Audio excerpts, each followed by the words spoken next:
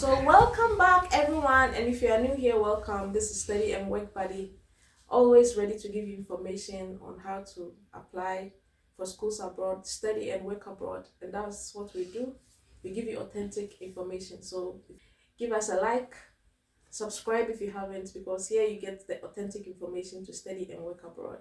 So I have some beautiful ladies here with me today, and they're going to tell us how to apply for SI scholarship in Sweden, Swedish Institute Scholarship. And they are all students in Gothenburg University. So they'll give us more information about their background, why they chose to apply to this scholarship, how they finally got the scholarship, and their experience here. This is some juicy, authentic information for you on editing.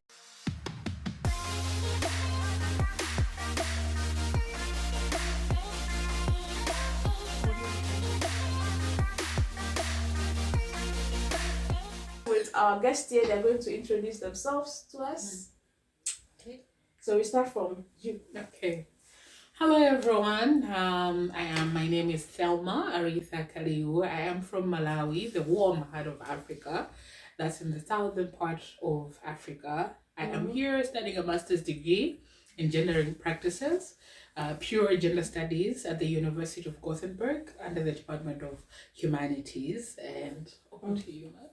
Okay, thank you. Hi everyone. My name is Claire Nkamushaba. I'm from Uganda, which is in East Africa. Yay. I'm currently studying a master's program in global health at University of Gothenburg. Yeah. So welcome, and hopefully we shall be sharing more. Yeah. Thank you. And you also the students ambassador? Yes, I'm also the international student ambassador at the University of Gothenburg. So what does entail in that? Well, that is, please come study here with us. So I am here. I think this is also one of the very right platforms to share more information on how you can apply. Of course, if you miss the application for admission has closed, but you have next year to apply for admissions, but we still have the scholarship to apply. So you're not late. Everything works on time. So I am here also to guide you more. If you need more information, you can find me on LinkedIn under my name Thelma Kaliu, or you can find me on Facebook Thelma Kaliu. Those are my main platforms that I also share more information. But here is where we meet today, so let me be your guest. Yeah. And I'll put more information about both of them in the description box, so you can reach them out. But don't disturb too much. Don't disturb them too much. Maybe you can disturb Thelma because you are an ambassador. So you are you are allowed to. And it's our job too. But I also have to study. So but anyway, I'm managing. So we're going to go a little bit into your entire process. There are many scholarships in this world. But you decided to choose SI scholarship. Yeah, definitely. Why? So thank you. So if I could start, first of all, if anyone has read about the Swedish Institute Scholarship for Global Professionals, I like the fact about it, like it encourages you to be a future leader. Like if you're already a leader, like it pushes you to the next level as a leader. And basically I'm always someone who is always passionate about leadership and of course enhancing leadership as well as my academics. So that's why I chose the Swedish Institute Scholarship for Global Leaders, and that's how I ended up in Sweden because of course they are funding my studies in Sweden, and I ended up in a good program which is global health, which I always loved. And of course coming to Sweden, which has one of the best health systems in the world, I was like, I need to study about health in the country which has the best health systems. So of course that's how I ended up here, and that's why I chose the SI scholarship. Thank you so much. But what was your background? What did you study before? Okay, thank you. So like as I said, because I was passionate about health and I'm always passionate about health, I did my bachelor's degree in healthcare management from Southern New Hampshire University. It's in the US, but I did physical classes in Rwanda under Kepler Kigali program, which was, of course, they're sponsoring us. And that's why I got my bachelor's degree back then in 2021. Oh. Here I am doing a master's in global health in Sweden. So it was free. Your bachelor's was free. Yeah, it was also sponsored. You like free things. Yeah, make use of the study scholarships. Your bachelor was free. And master's too is free. Yes. Wow. You Yeah. are blessed. Yeah. How about you? Why did you choose? I think for me, Have you tried any other scholarships? Of course. Yeah. I mean, the search for opportunities, I think, started a while back. But I would say how I landed in Sweden would be, I think, my why. Like almost in everything that I was in my search for opportunities, my why. I think I was frustrated with working on the same policies, on the same things. Like I said, I've got a bachelor's in education, but I've got an international postgraduate diploma in gender studies. So all my work ever since I graduated has been on gender and advocacy. So I've worked with a couple of organizations, but I was just frustrated with the slow progress. I was just frustrated with everything. So I wanted change, and it was not just a career pivotal point, but it was also about what is it that I can reflect on as a gender practitioner. So I had to look into countries that are really progressed on that. So I think for me, the Nordic countries was like, for me, like all the opportunities that I sought were in the Nordic countries, which are like on the top 5 of the gender equality index. Because I needed to understand, like, what does it feel You've been like doing a lot of research. Of Wow, course. that's good. So I wanted to see what does it feel physically, and what is it that Africa, Malawi in general, is doing wrong in terms of promoting gender equality. So good thing is that I was already working towards the Sustainable Development Goals and coming across the Swedish Institute. I had heard about it, even in my line of work, when one of the alumni, when I was just starting out my career, was a beneficiary. So they told me about it. So like, no, I feel like you were very driven, you know, you were quite a good leader, you've got good leadership skills, and you actually carry this aspect of promoting gender equality and women empowerment with passion.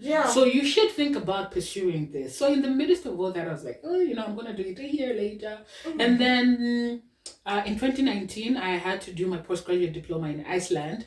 So I think that's when I was just like, what is out there? What does it really feel like to be in a gender equal world? Like I could see, you know, first thing, funny thing, just seeing dads with babies coming from a place where father negligence is a big issue, coming from a place where even like women's roles are still, you know, in the home and things like that. I was just like, I can't be stopped. I can, if I don't have maybe the opportunity to be a top CEO, but I can make the world better through the studies. I can make the world better for the next generation of women. So that was, I think, the biggest drive. My passion, why, and my frustration. A whole combination of the three. So I think it gave me direction to say, even though you missed out, you can still create a better opportunity for others. So go study gender studies where? Nordic countries. Why? They're doing well. So I was settled on that. That's what I think has been my biggest drive for me, to use my talent to study something that I know that even if I don't, it doesn't benefit me, it still benefits a million others. So Sweden just I like that. Both of you are purpose driven. Health, gender. I mean, if you're African, you have the ancestral blood. Wow. Yeah, I'm definitely. impressed. And then you all made it. It's like, but it's good to, you know, even have more women in this, to encourage other women also to come in. Definitely. And you are an inspiration. You are driving the whole thing. I like it.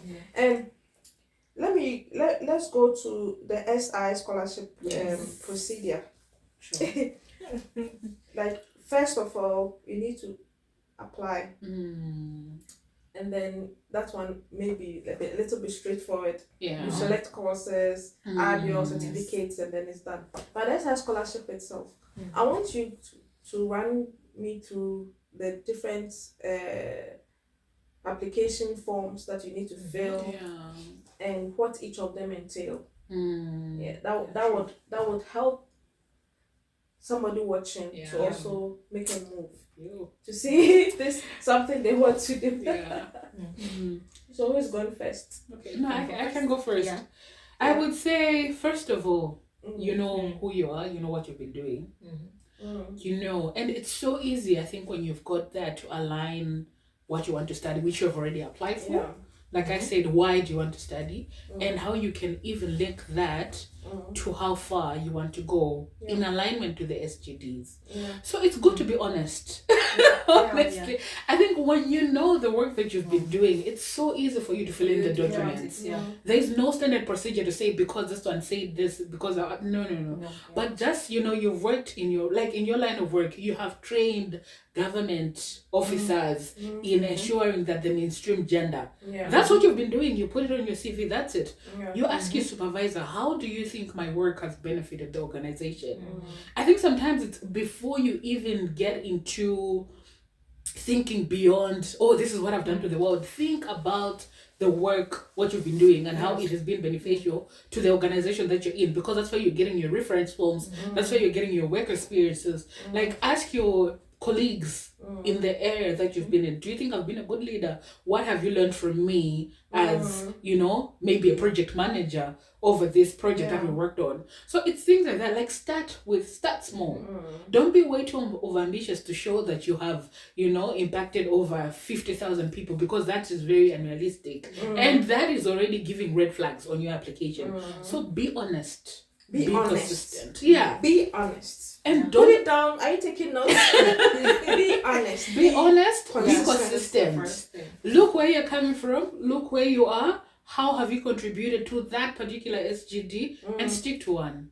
Of course, there's no standard procedure. Others can mention about 4 or 5, but find ways in how best you see the interrelations of your work with your intended career. I wish we had this conversation earlier, even before they selected the courses, But it's all about just being consistent in your why and where you want, how far you want to go. So being consistent and being honest, I feel like that's what also when you're filling in your CV, what has your training? You put on your CV, I have trained, I have led this, I have managed certain projects under which SGD or SGD1, how have you been fighting poverty? And then you go to your supervisor, this is my work experience form, I've worked from this date to that date. Also, that's the other thing. Please be very consistent on the number of hours and the dates that you indicate on your CV, and also on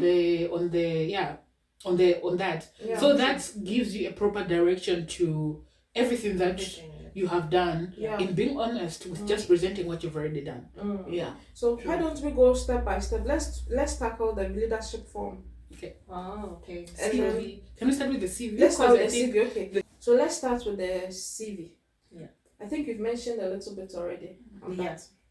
Sure. How should you approach the CV? So like she already said, be honest. That is the first thing. Be honest as you're writing down your CV, of course. And the other major important thing to note is follow instructions while filling out the SI forms. They make sure they highlight instructions for everything, even the CV. So when you're working on the CV, follow instructions. If they tell you not to delete anything, don't delete anything. If they tell you it shouldn't exceed 2 pages, let it not exceed 2 pages. So that is one thing that people normally forget, that lets them I thought that maybe if they say 2 pages and you add one, it would give you more chances of how we make it when you're writing exams, get more extra sheets to get you more points. So for the CV, another thing to note is for SI, even if you've worked for 10 years, they tell you to find work experience from not more than 3 workplaces. That is what you should include your CV. If you include more than 3, you're out. So it's follow instructions. So as you're filling in your CV, choose the best work experience that is from not more than 3 workplaces that you want to put in your CV, and put it down, of course, consistently, like she said. Let the years match the number of hours you're talking about. Let the dates be realistic and everything, because you're being honest, like we say. Be honest. Fill out your CV. Make sure you follow the instructions, like we say, because they put out everything, and you're good to go, because they already put out templates, as we said. Don't bring your own CV from wherever and put it there. Then we have they put the templates. They put the templates on the Swedish Institute page, so that's what you use again to fill out the CV. Maybe if I've forgotten anything, she can add on. Yeah. No, I think it's basically that. Yeah. And also, like I said, also be careful with how you are outlining your duties or the responsibilities that you have been carrying out in an organization. That's why I say, first of all, seek guidance. Like, what do you think I have done? Because at the bottom of the CV, it even gives you, they tell you to highlight what you've been doing.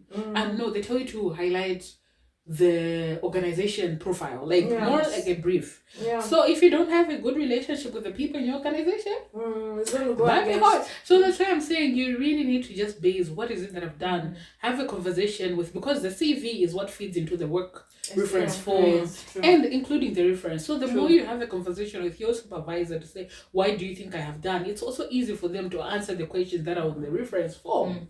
So and also just to emphasize on following instructions. There's a part that says stamping. You know, there are like specific places where you have to stamp.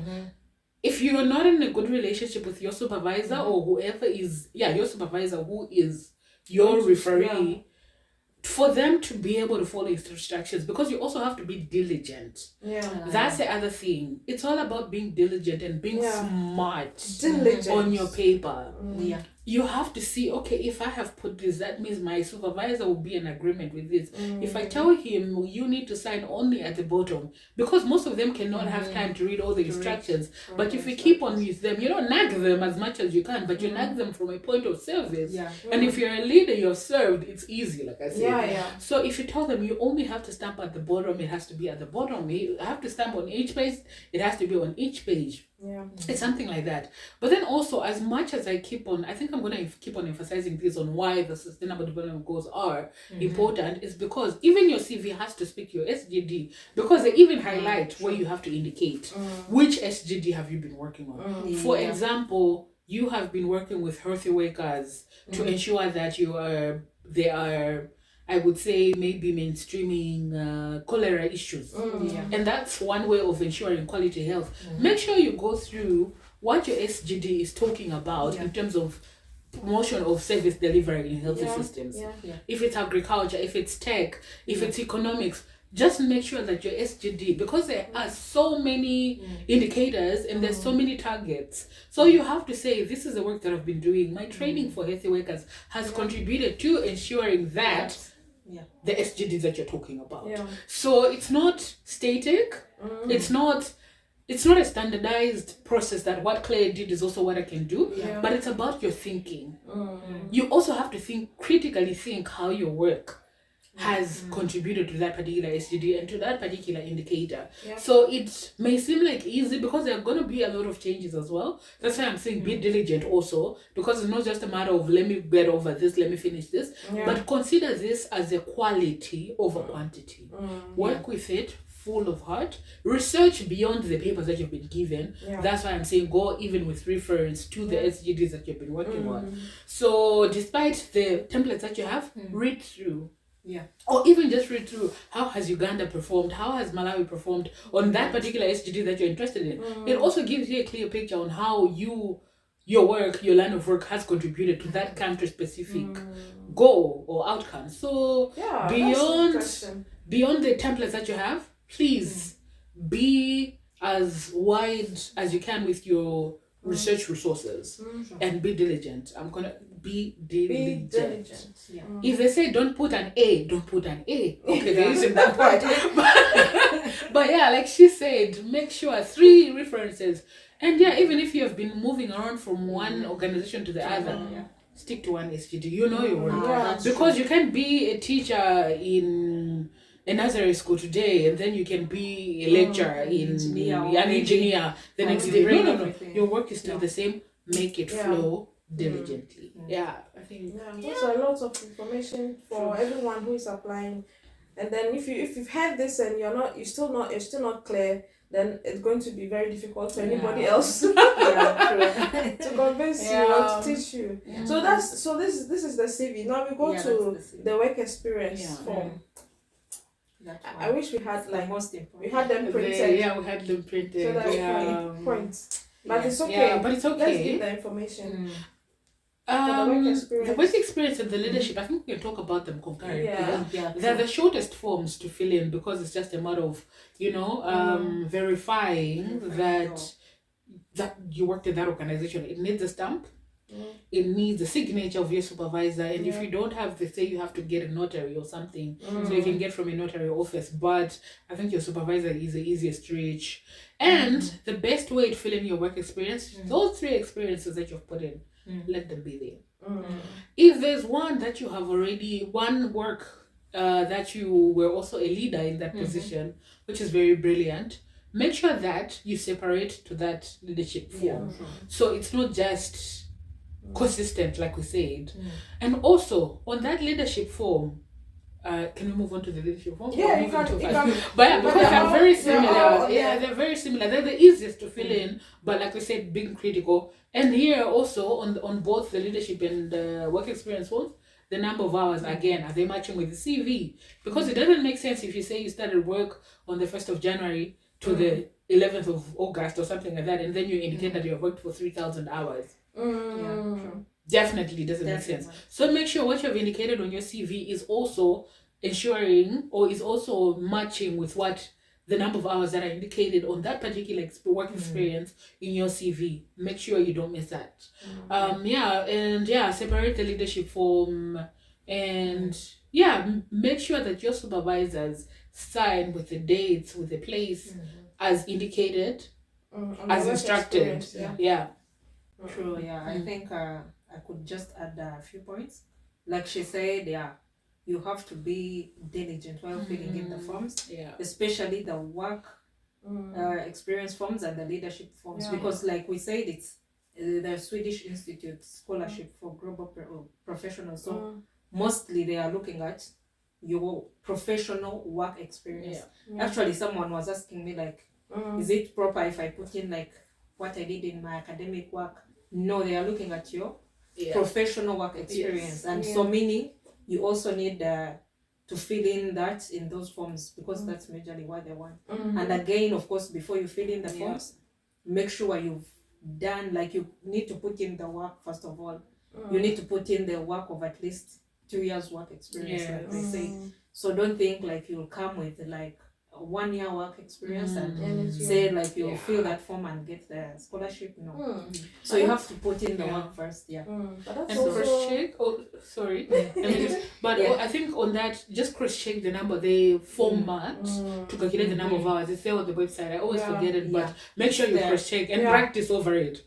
Practice over it. Am I reading, the number of hours? That also means that when if you have no work experience, you have no business applying. First put in the work, then come and apply for SI. Like it says, minimum 3,000 hours. If you have not worked before, why do you even bother yourself? Don't bother yourself. And bother all the people who are going to be reviewing the application. Because this is a very competitive application, like we said. And like last year, was it just like 25% out of 100 that got the scholarship. So it's very, very competitive. And like we say, it's about your impact. Because it's not just any other one, but it's about your impact. Has your work really contributed?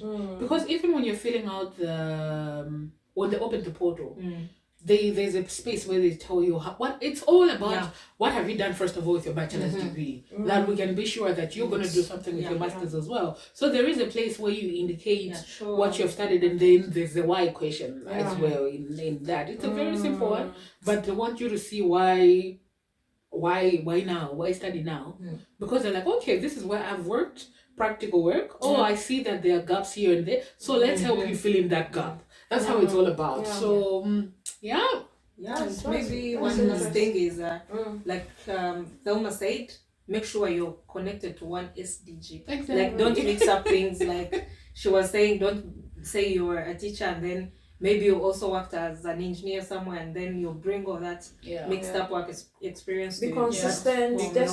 You have to be consistent. Streamline.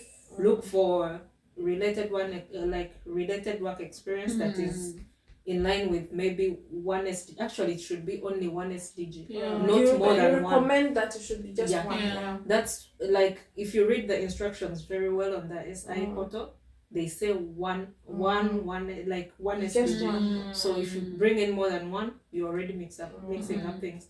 And I again, really, like I you really say, like your points. Yeah. la stamping, let it be consistent. If they say like, if your work experience goes to more than one page and it goes to the second page, they really mention it that let your referees stamp on both pages. Both pages. And they say at the bottom part of the page. Yeah. So meaning if your referee brings the stamp on top of the page, no. Yeah. So let the referee stamp on both papers, like both pages, and at the bottom, and also sign and stamp, like sign, stamp, and put the date. Yeah. Wow. And another thing to consider is look for referees who have work emails. Yeah. That's one other thing they highlight. Like if you check the forms, they want people with Working work emails. like they say. So So be really critical about that. yeah. Thank you. Yeah. So there's one question that is very important now that is ringing in my mind. What at all are the benefits of SI scholarship that you have to go through? All that. Yes. This trouble. You So, will know after what's the what? Can you tell us what are some of the things that are involved? Okay, first of all, Yeah. it's my paper. It'll be me. It's my master's degree. Okay. It's my master's degree. First of all, I mean, it's the knowledge, Yeah. the experience, and I think I can talk about the experience that I'm learning here, apart from the work experience, because even the education system is very reflexive. You do a lot of internal work as when you're studying here, so it's up to you. That's one. Do you want to progress? What about the scholarship? Yeah. What is inside it? Right. Yeah, maybe. Okay, they said, I think that SI scholarship is one of the best in the Nordic countries. Like, if you do your research really well, like we said in the beginning, do your research really well about this. If you want to get this scholarship, do your research. So if you do the research really well, you find like this scholarship is one of the scholarships that gives you tuition, living costs, gives you transport compensation, and again it comes in with very many other benefits. Of Please tell me how much will they give me every month? Like it changes. Next year we saw they are going to be paying 12,000 crowns, Swedish crowns. That's That's really that's good like money for you to survive in Sweden. $1,200 Yes. every month in your pocket. And on top of that, you'll be given, is it 15,000 for some countries? Travel. And other countries get 10,000 for travel. Yes. Travel grant when you come It's back, you one get all time your money travel back. grant. Yeah. So That's good. Which other scholarships don't really give. That's They why don't you really should give. get SI. Yeah. Because it really helps you from the bottom to the top. Plus, sorry to cut you. It's okay. Thank God. Plus, it's the network itself. The money aside, but you get to we graduate twice. Wow. So we graduate as the part of the network for global professionals. So we're really, you are getting into an aspect of global professionals. Honestly, the amount of people that we've met here outside I think outside our classroom, but through NFGP, top notch. So and all of you are smart guys, so definitely you're all going to be on top. And you're going to be connected. You know? Like that network is one of the best networks. Like we said, when you look even into the activities like the alumni are really doing from that network, you're like, this is the network I want to be part of. The Swedish Institute Network for Global Professionals. It's really good. It pushes you even after your masters. You keep like engaged with those people. You share ideas. Can I join the keep network? working. Because you're already here, baby. Because you're already here. Okay, I'm already You're there. here. I'm already connected. And remember, we have a big day, so okay. Yeah. Plus, it's such an exposure. I think I'm a big advocate of leave your country every once. Wherever you are, whether you're in Africa, whether you're in the UK, whether in Europe, but leave your country every once in a while and see what is out there, see what the world has to offer. It's a small things like that you're like, oh, I studied somewhere. Your mindset is no longer the same. The way you manage time. Exactly. things that are like give you critical life. You develop better life principles, better values, and yeah, something like that that can just help you to survive anywhere in the world. Okay. Now let's go to the practicalities. Yes. Now this is after the hard work, the practicalities of moving to Sweden. Yeah. How was the experience with the embassy? Getting accommodation and your transportation here. Can you give me a gist? Yeah. I think and highlight the challenges. Yes. Going back to the benefits of the SI scholarship, it's so easy for you to get a permit. Okay, not so easy, but it's easier to get the permit first of all because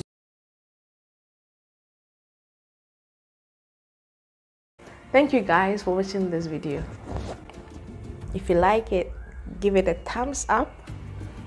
If you want me to do more videos, subscribe. If you want to be notified for next videos, hit the notification bell. And adios. Hey door, BCS.